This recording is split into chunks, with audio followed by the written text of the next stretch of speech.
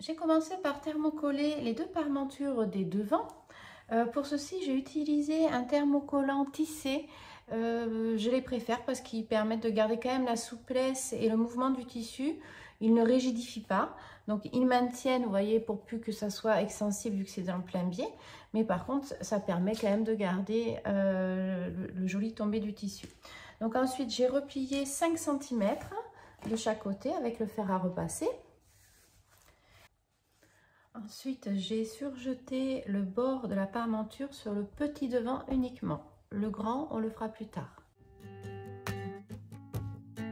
Maintenant, je présente mon grand devant endroit face à moi et je vais venir positionner le petit devant comme ceci, endroit contre endroit, et je vais l'assembler à ce niveau-là. Donc, je vais venir piquer ici à 1 cm et surjeter tout le long de la parmenture. Donc voici mes devants assemblés ici et surjetés tout le long. Sur l'endroit, j'ai donc un cache-cœur mais qui ne peut pas s'ouvrir. Je positionne désormais mes deux dos, endroit contre endroit. Donc pour la version croisée, je vais commencer à piquer à partir du cran du bas jusqu'en haut. Contrairement à la version col rond qui est appliquée uniquement jusqu'au cran pour permettre d'avoir une fente au niveau de l'encolure et faciliter le passage de tête. Donc là, pour la version croisée, je vais donc piquer tout le long à 1,5 cm. Donc maintenant que le dos est piqué de haut jusqu'à la fente, j'ai ouvert ma couture au fer et j'ai fait un double rentré, comme ceci, de chaque côté. Et je vais aller piquer tout le long pour maintenir ce petit double rentré. J'épingle pour me faciliter la piqûre.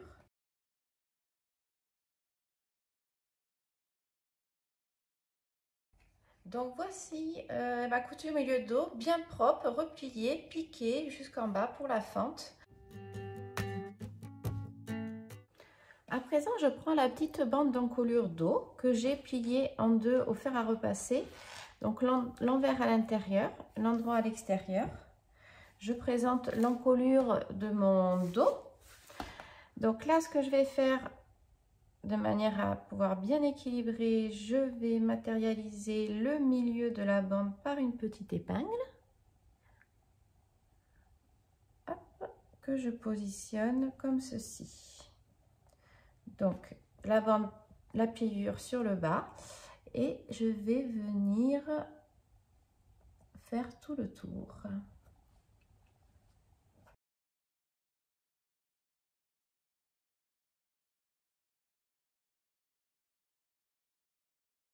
Comme cette bande est en biais, elle permet de s'adapter à l'arrondi de l'encolure.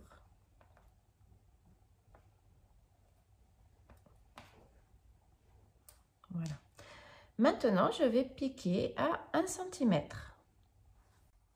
Donc là, maintenant que c'est piqué, je vais venir dégarnir environ la moitié de la valeur de couture.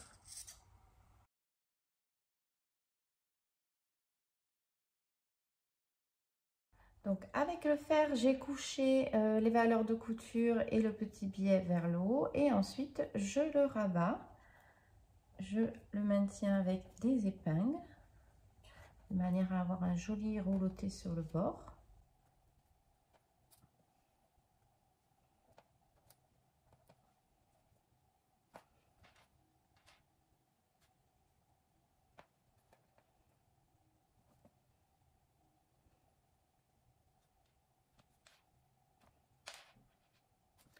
Et maintenant, je vais venir piquer à 1 mm tout le long pour maintenir ce biais.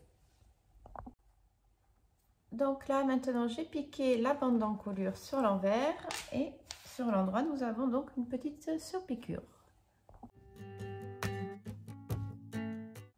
Nous allons procéder à l'assemblage des épaules. Pour ceci, je présente donc le dos sur l'endroit face à moi. Ensuite, je positionne l'épaule du devant, donc endroit contre endroit. J'épingle en soulevant la parmenture. La parmenture que je vais faire tourner autour de la couture d'encolure, la faire passer sur le devant, enfin sur l'envers du morceau du dos. Cela va permettre d'avoir une finition très propre au niveau de l'encolure une fois que ça sera retourné. Donc vous voyez, je positionne l'endroit du devant donc sur l'endroit du dos et la parmenture qui est pliée dans ce sens, je la retourne dans l'autre sens de manière à ce qu'elle soit comme ça. Et là, je vais venir piquer en prenant les 3 épaisseurs. Donc je fais la même chose de l'autre côté. Donc maintenant que j'ai piqué et surjeté les épaules, voilà ce que ça donne. Je vais pouvoir retourner comme ceci. Vous voyez, ça se positionne bien, ce qui permet d'avoir une fermeture, une finition très propre à ce niveau-là. Et sur l'endroit, pareil.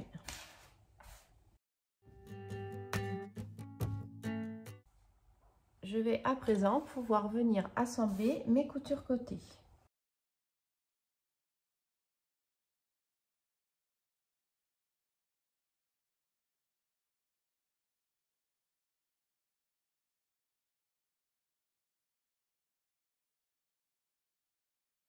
Donc je vais piquer ici à 1 cm et surjeter.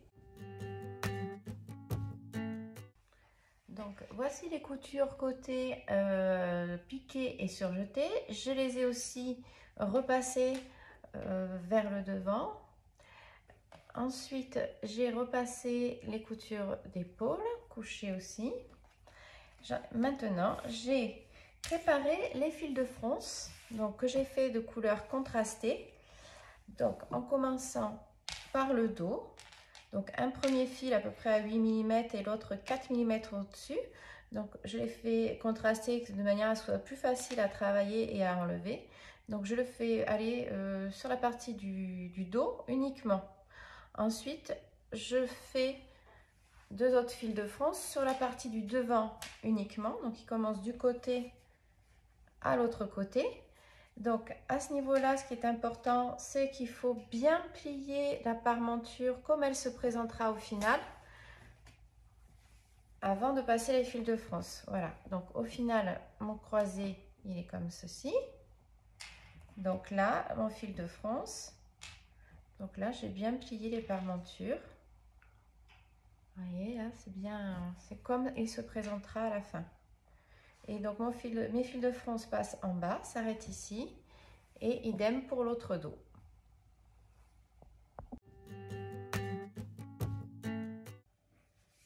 Maintenant, j'ai surjeté les milieux dos. Ici. Ici. Je vais les positionner endroit contre endroit. Et venir piquer depuis le cran jusqu'en bas. Voilà. Je vais laisser cette partie non piquée pour pouvoir positionner le zip ensuite. Donc je pique ici à 1 cm. À présent, je vais aller coudre le zip sur le haut du dos. Donc j'utilise un zip invisible. Je vais venir le positionner à ras du tissu et je vais piquer vraiment avec un pied presseur spécial zip dans le creux du bourrelet ici. Le zip est à présent monté, comme ceci. Je vais prévoir les pinces.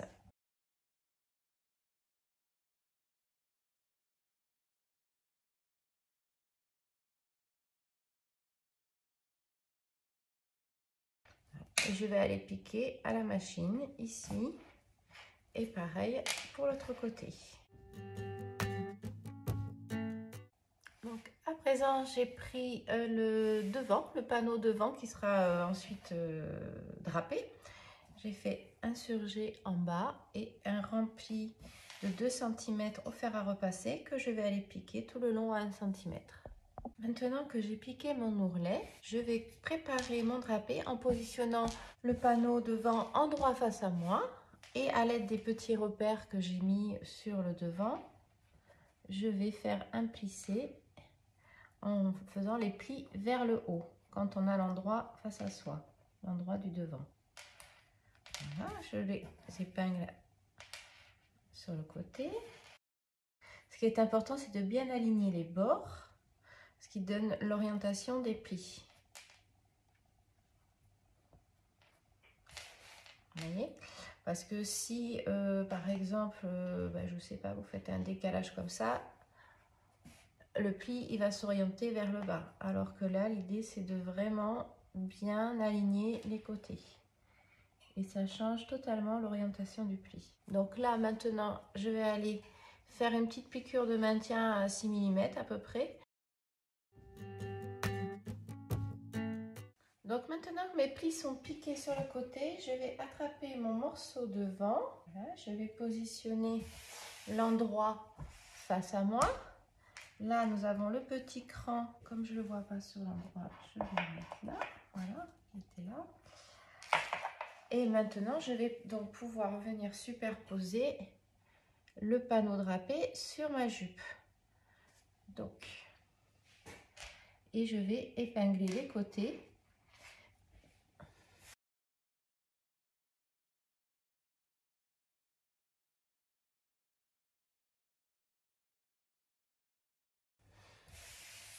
Voilà pour ce côté. Et ensuite, j'épingle le grand côté.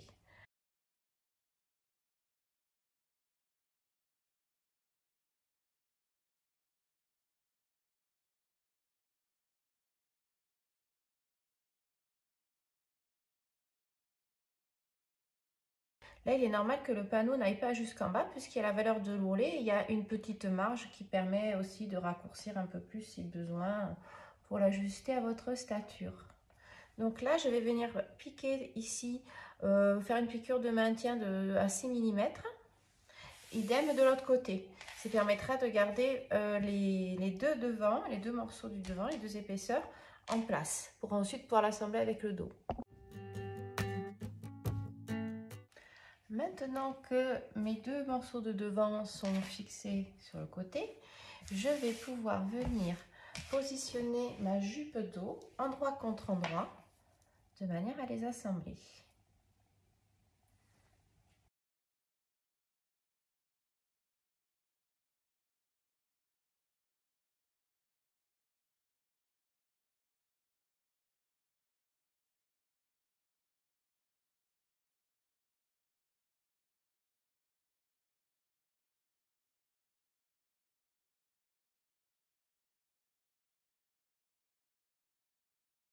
Donc j'ai piqué et surjeté les côtés. Maintenant, je vais pouvoir retourner ma petite jupe sur l'endroit. Voilà. Et c'est maintenant que je vais assembler le haut et le bas. Pour commencer, je vais froncer le bas du buste de manière à faire concorder les morceaux. Donc le devant.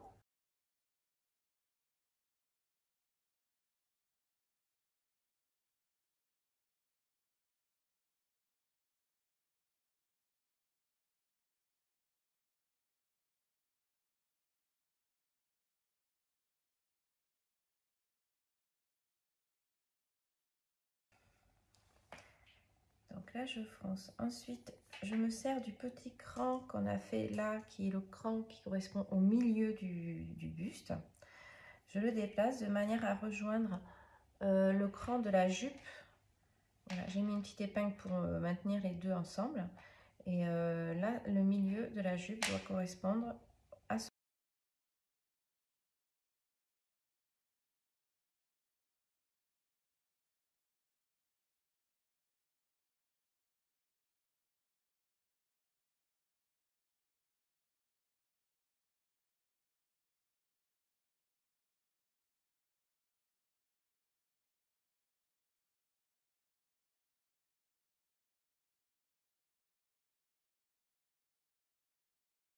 Alors, j'en mets pas forcément sur la partie croisure parce que c'est au niveau du creux, donc c'est pas la peine.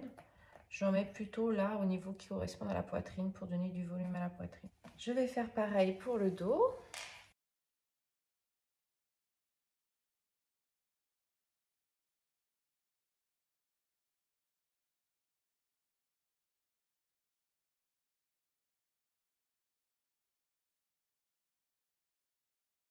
Ensuite, je répartis les fronces.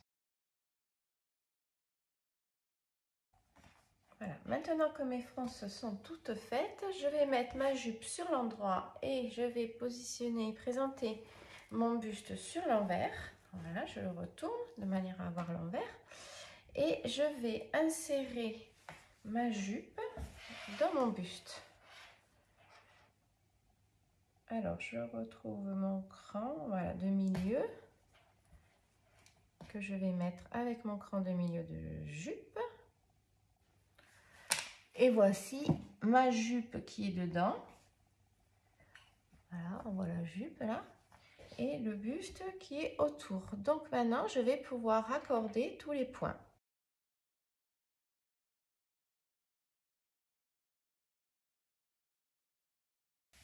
Le dos, pareil, on va pouvoir raccorder. Voilà, et maintenant, on peut épingler tout le tour afin de préparer le passage sous la machine.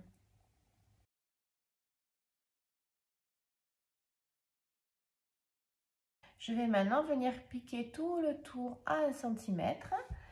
Donc je vais me retrouver à piquer entre les deux fils de fronce et je vais pouvoir surjeter. Voici donc la couture d'assemblage du haut avec le bas qui est faite avec le surjet tout autour. Je vais désormais prendre ma manche en droit face à moi et je vais la plier en deux sur elle-même de manière à assembler les coutures de dessous de manche. J'épingle tout le long et je vais venir piquer ici à 1 cm et surjeter. Alors, maintenant que j'ai piqué et surjeté la couture du dessous de manche, je l'ai couchée au fer. J'en ai profité aussi pour surjeter tout le bas de la manche, tout le contour, et préformer au fer à repasser un rentré de 1,5 cm. Maintenant, je vais aller piquer à 1 cm en laissant, donc je vais piquer tout le tour. Et au niveau du dessous de manche, je vais laisser une ouverture de manière à pouvoir y insérer ensuite mon élastique à l'aide d'une épingle à nourrice. Donc la surpiqûre que vous allez faire tout le tour à 1 cm, assurez-vous que votre élastique rentre bien avant. Moi je préconise 5 mm l'élastique. Si jamais vous utilisiez un élastique plus large, à ce moment-là il faudrait adapter la hauteur de la surpiqûre. J'ai à présent fait la piqûre d'ourlet à 1 cm tout le tour. J'ai donc laissé une ouverture ici. Maintenant, j'ai coupé deux morceaux de 29 cm chacun, car je fais un modèle en 38. Maintenant, je vais mettre mon épingle à nourrice et je vais pouvoir insérer mon élastique dans l'ourlet.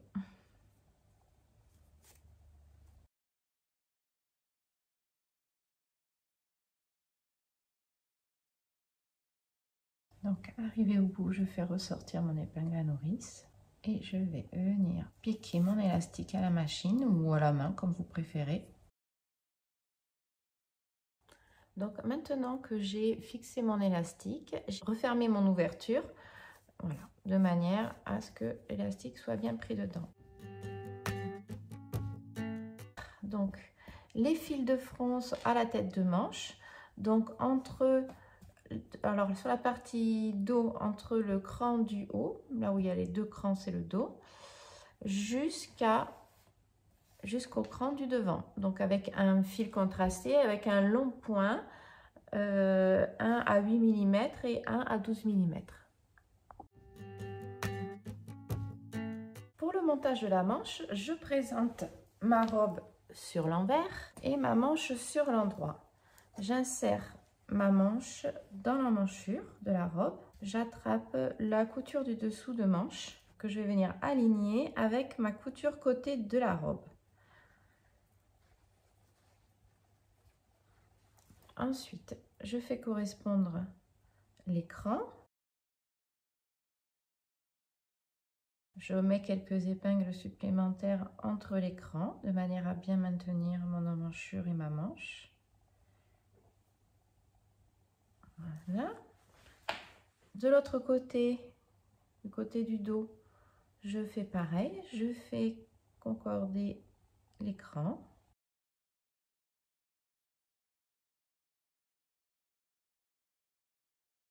Ensuite, pour la partie froncée, je vais tout d'abord récupérer le cran de ma tête de manche que je vais aligner à mon épaule.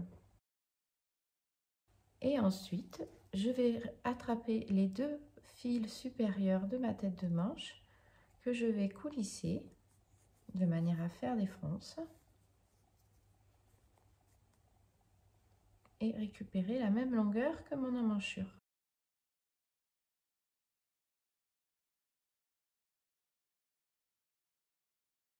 Bon, là on est bien. Alors ce que je fais, j'entoure, pas arrêter définitivement ma longueur si j'avais besoin de réajuster, j'entoure au niveau de l'épingle. Pour l'instant, ça va stabiliser. Ensuite, je vais de l'autre côté procéder de la même manière en prenant les deux fils de dessus. Je répartis bien mes fronces.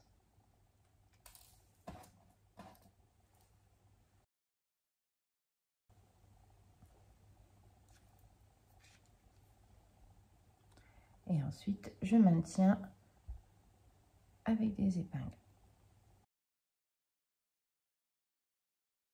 Je vais venir placer la manchure sous ma machine et je vais piquer par l'intérieur tout le tour à 1 cm en commençant par le point de dessous de manche et en finissant par le point de dessous de manche. Donc maintenant que ma manche est montée, je l'ai surjetée. Voilà, elle est finie. Donc je suis allée essayer la robe et donc sur moi, comme je suis un peu plus petite que la stature initiale, je vais enlever, c'est-à-dire que l'ourlet est prévu à 2, moi je vais le faire à 3. Donc ce que je vais faire, je vais quand même recouper 1 cm pour pas avoir un trop gros ourlet. Après, si vous avez comme moi une matière qui est quand même extrêmement souple et que ça a tendance à s'ouvrir comme ça, vous avez deux solutions. C'est-à-dire, là par exemple, vous prenez, hop, comme ceci, et vous pouvez faire une piqûre ici à 1 cm de la pliure du dessous ou à ras, comme vous souhaitez. Ça va vous refermer un peu l'encolure, vous voyez. Voilà, il faut piquer hein, là où j'ai mis des épingles, et ça permet d'avoir le vraiment fermé et ça remonte un petit peu. Donc après c'est un choix, moi je préfère garder un peu plus décolleté et justement profiter de ce pli qui s'ouvre comme ceci au porté, parce qu'en fait c'est très joli. La seule chose c'est que pour le coup je vais faire un petit rentré piqué ici de manière à ce que quand ce soit porté, on ne voit pas le surjet. Donc je vous le montrerai après. Voilà, je vais faire un rentré ici, comme ceci. Voilà, et le piqué. Donc voici l'ourlet terminé. Donc contrairement à d'habitude où on commence par le dos ou bon, par un côté, là je suis partie de dessous le panneau, vous voyez, et j'ai fait tout le tour pour finir ici. Voilà. Donc j'ai fait le petit rentré au niveau de la parmenture, ce qui permet que quand je le porte, ça peut s'ouvrir et ce n'est pas gênant, ça fait un très joli décolleté, ça fait un petit drapé.